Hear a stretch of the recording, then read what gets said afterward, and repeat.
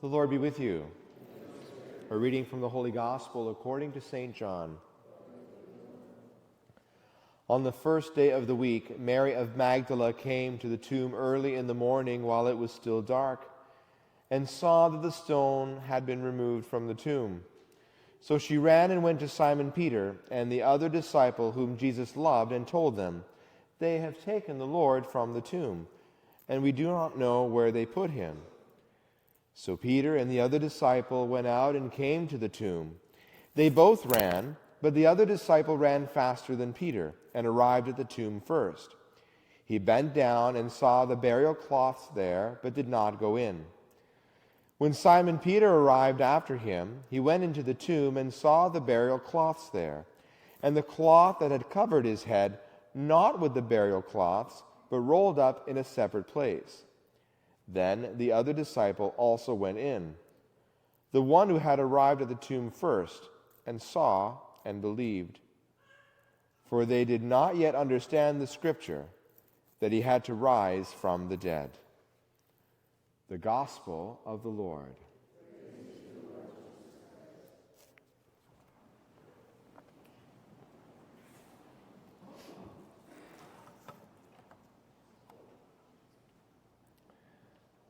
Well, happy Easter, everyone. Thank you for carving time out of your schedule to join us today before brunch or Easter egg hunts or whatever else you have planned. Now, whatever it is you've got going on today, I'm going to bet that you don't do it every day. It's not the ordinary thing for people to go Easter egg hunting. Ordinary is typically qualified as being nothing special, run-of-the-mill. It is normal or the customary way of doing things. There are times in my life where I just want ordinary. Ordinary can be comfortable. And there are times that I just want comfort. Depending on your personality, you may like a certain level of stability and normalcy in your life. Having normal in our life can give us a sense of peace. We like normal. We all have routines that we're comfortable doing. And even if some of our ordinary and normal practices are not working for us, we can still become attached to them. On the other hand, the ordinary can be incredibly boring. When our lives just go round and round in the same pattern, and everything is the same this year as it was last year, well, that can become kind of monotonous. Ordinary day after ordinary day can become dull. We feel stuck in a rut and we want to break free of it. There may be some things in your life that have become ordinary to you that you don't like either. Sometimes we develop habits or even an entire lifestyle that becomes ordinary, and we don't like that so much, and we want to break free from it.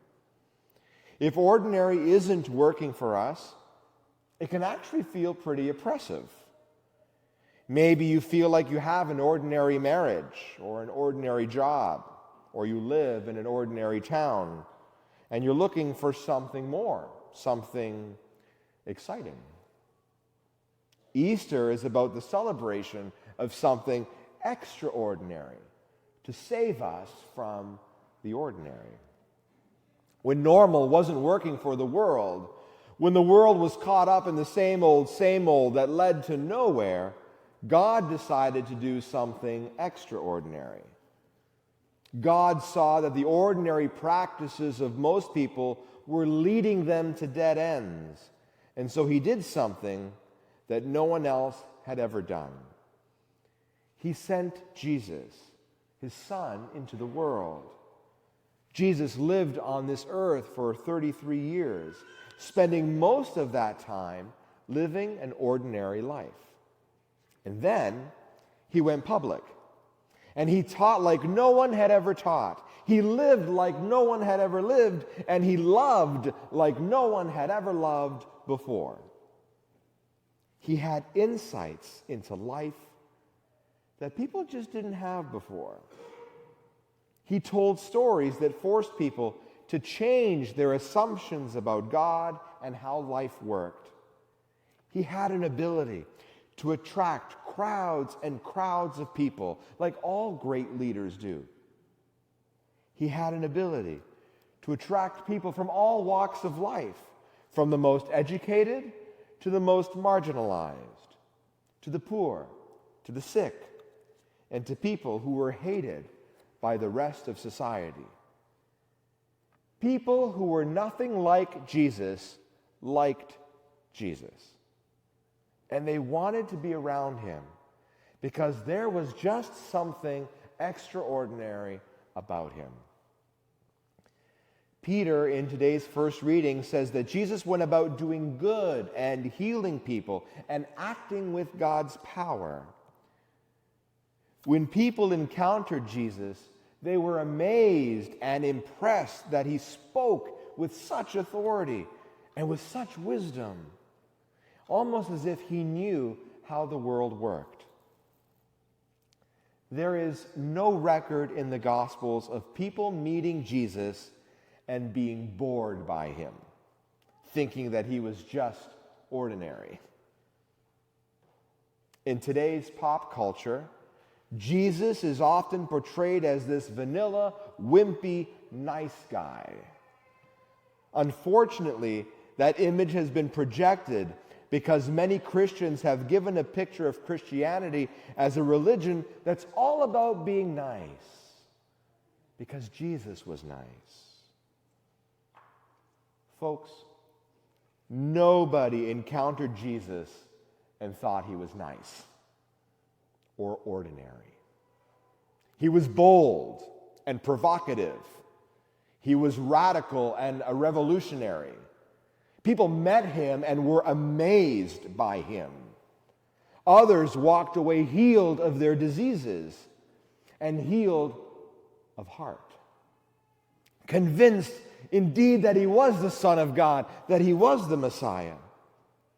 Many of the religious leaders of the day became incredibly angry with him when they first met him.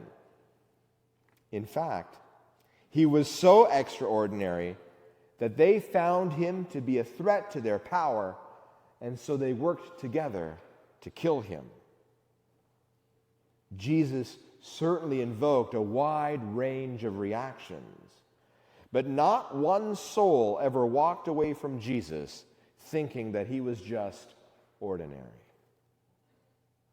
God sent Jesus into the world who lived an extraordinary life. And then Jesus did something even more extraordinary. He did something that had never been done before and has not been done since. To show that he was who he said he was, and to help break us out of the ordinary, he allowed himself to be beaten and whipped and nailed to a cross. He allowed himself to be made to look completely and utterly foolish and to look like he had lost. But then, 3 days later, he conquered the grave and rose from the dead. Easter is not about nice little bunnies and going through the ordinary Easter schedule, just going through the motions of church, brunch, an egg hunt, and dinner. Easter is the celebration of the most extraordinary event in all of history, the resurrection of Jesus from the dead. If you boil down Christianity to its most basic level, you could say that it is essentially about three things. One, it's a belief that Jesus is the Son of God. Two, it's the belief in an event, that Jesus rose from the dead and conquered the grave. And three, and this is the most relevant thing for us, the third part of Christianity is believing that because Jesus conquered death, we also can conquer death in all of its forms. We can conquer the ordinary trials and tribulations of life through his power. The same power that rose Jesus from the dead is available to you and to me. Now here's the twist. Access to Jesus and his power does not come from anything extraordinary. Believing in Jesus and in his resurrection does not often come in any extraordinary experience, but through ordinary circumstances and practices. To help us understand that, we are going to look at the 20th chapter of St. John's Gospel. The Gospels are accounts about the life of Jesus. There are 4 of them, written by 4 different people who write about the life of Jesus in the Bible: Matthew, Mark, Luke, and John. Today, we're looking at the Gospel of John, where he writes, "Early on the first day of the week, while it was still dark, Mary Magdalene came to the tomb and saw that the stone had been removed from the tomb." So, Jesus died on a Friday night before the Sabbath, which for the Jewish people meant that they couldn't do any work at all from Friday at sundown until Sunday morning. In order to bury Jesus, 2 of his friends quickly wrapped him around in some linen cloths and placed him in the tomb. In the culture at that time, it was usual to anoint the body with perfumes. But because the Sabbath was coming, they did not have a chance to anoint Jesus' body properly. Mary Magdalene, who was close to Jesus, was going to the tomb on Sunday, not expecting a resurrection, not expecting anything extraordinary, but to simply anoint his body. She's doing something that would have been the ordinary custom of the day. But when she gets to the tomb, which is sort of like a little cave with a giant boulder rolled across from it, things are not as she would expect them to be.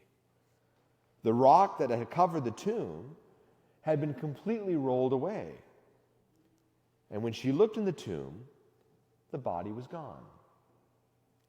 So Mary runs back to Peter and the Apostle John, and she says this: "They have taken the Lord out of the tomb, and we do not know where they have laid him." So Mary sees that the tomb is empty, but she just assumes that Jesus' body has been stolen. So Peter and John make a mad dash to the tomb to find out what had happened and who stole the body. Like Mary, the apostles did not expect a resurrection of Jesus. They were essentially hiding. They were scared that their leader, who had been killed, and then they were probably going to be next. But when they come to the tomb, they saw Jesus resurrected in all his glory, with big flashes of lightning and thunder and an amazing drum solo, and they believed that Jesus had risen from the dead. Actually, that's not what happened. Verse 4 says, "The 2 were running together, but the other disciple," that's John, "outran Peter and reached the tomb first. He bent down to look in and saw the linen wrappings lying there, but did not go in." So John more or less glances in and sees that Jesus isn't there.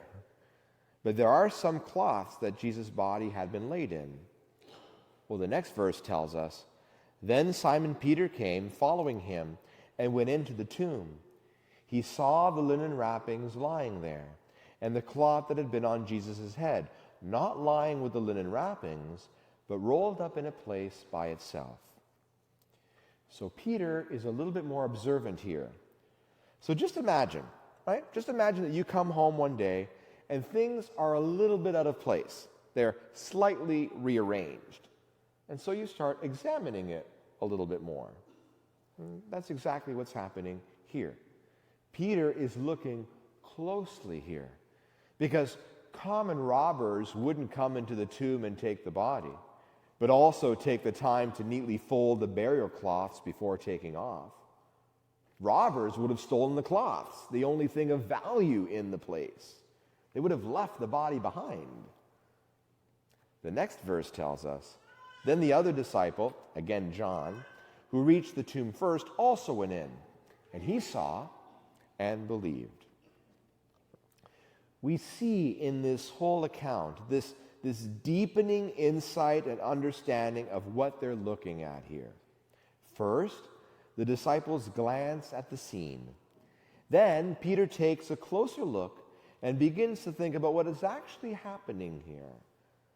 And then John takes in the whole scene, and he understands that the only explanation can be that Jesus has really risen from the dead. The only people who would have had a motivation to move Jesus were robbers. And what he saw made it clear that it wasn't robbers. The only possible reason the tomb was empty is because Jesus had risen from the dead. John believed the tomb was empty because Jesus had risen from the dead. He had conquered the grave. John looked at some ordinary things and realized that something extraordinary had happened. As you read through the Gospels, you find that although Jesus does appear to the apostles and they become witnesses to the resurrection, he does that in very ordinary ways. He shows them the nail marks in his hands. He eats with them. He takes long walks with them, and he talks with them. Jesus rose from the dead and conquered the grave. But he didn't just do some magic tricks to prove that he was risen. He showed them the extraordinary through the ordinary. And this is what Easter is all about. Easter is about the celebration of the most extraordinary event in all of history. An event that has the power to change our ordinary lives through seemingly ordinary methods. We see this happen to the apostles who followed Jesus. See, when Jesus was crucified, his closest followers ran away from him. Peter even denied knowing Jesus just before the crucifixion. They were hiding in their rooms, scared to death that they were next. Then these ordinary guys went on to do extraordinary things. They encountered the risen Christ, and their lives were transformed forever. Suddenly, they began to boldly preach about Jesus and his resurrection. God started using them to heal people. And eventually, this group of people turned the whole world upside down, enough so that some 2,000 years later, halfway across the world from where it even happened, we are still celebrating it. Easter is about the most extraordinary event in history, and it has the power to change our ordinary lives. The power of Easter can change the ordinary things about your life that you don't want to be so ordinary. If it has become ordinary in your marriage that you don't talk to one another and you've hit a dead end, Jesus' resurrection has the power to bring your marriage back to life. Maybe it has become ordinary for you to not talk to your kids or even carry on real and meaning conversations. Maybe it has become ordinary for you to drink more than you want to drink. Maybe it is ordinary for you to run around busy all the time, but you can't quite seem to get off the treadmill. Ordinary may not be working for you, but you aren't sure how to get out of that ordinary routine. So what has become ordinary for your life that you wish wasn't? We've all got something. What has become ordinary in your life that you wish wasn't? If ordinary isn't working for you anymore, let me let you in on a little secret. No one ever said it has to stay that way. The same extraordinary power that brought Jesus to life is available to you. And that power is available to you through some ordinary practices. When you look at a successful athlete, they often have very ordinary schedules. They practice routines over and over again that lead to extraordinary results. We have access to the extraordinary power of Jesus through some very ordinary practices. And so over the next few weeks, we're going to be diving into this concept. And we invite you to join us, even if that's not your ordinary, normal thing to do on a Sunday. We're going to talk about how some ordinary practices in our lives can bring about an extraordinary transformation and even change our lives. So if ordinary isn't working out for you, if you want to see some extraordinary results, well, join us next week and see how life lived with the risen Christ is anything but ordinary. May God bless you.